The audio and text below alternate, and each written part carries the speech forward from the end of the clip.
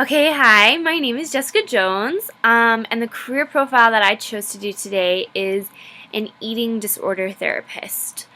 The example organization that I chose was called Sharp Mesa Vista. It's actually located at a hospital in San Diego, California, and it's actually kind of cool. It's a program they have there. It's a large organization, and the typical hours are about an 8-hour shift, about 8 to 4:30 p.m.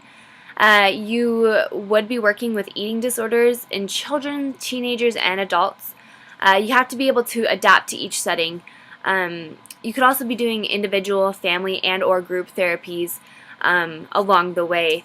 You could also be handling case management as well, which is kind of interesting. Some typical stressors that I found are it could take a toll on your mental state of mind. You're trying to help others with the treatments, and if the treatments don't work, it can take a toll. You're not really seeing progress, and that can be kind of dissatisfying.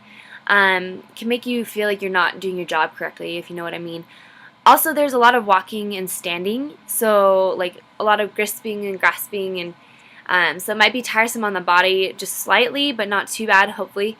And there's some driving involved, so maybe you're in the car all day, I don't know, but it could be draining as well. So some typical benefits, I didn't really find any, so I didn't really touch on that too much, but I didn't really get to have it or find a chance to see in the research. There wasn't really any benefits of the job except for, you help people, that could be a benefit, and you see that progress in people that do progress and make that change in their lives. Some common job tasks that I found were helping others overcome their eating disorder, obviously.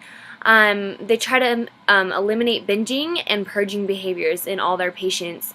They also try and help severely depressed individuals or individuals of substance abuse. So, I guess when I thought about the program, the eating disorder program, they have the eating disorder, but they also can have several side effects, and I didn't think about that. Sometimes I only think if you have one disorder, you only really have one, and so they also treat people with substance abuse and depressed individuals, like I said, but they definitely pay a little bit more. I don't want to say attention, but they help them a little bit more just because they are depressed and they've had troubles with addiction and things like that.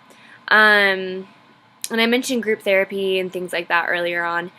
So, some educational requirements. You have to have a master's in psychology, counseling, or marriage and family therapy. So that's perfect because I'm majoring in family and marriage therapy, and it might be nice to kind of switch things up and not just be a family marriage counselor, but also to be able to help with other disorders like eating disorders and things like that.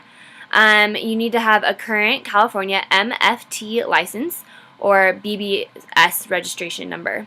You also need to have basic computer knowledge, a knowledge of the cognitive behavioral model, and knowledge of dual diagnosis and eating disorders.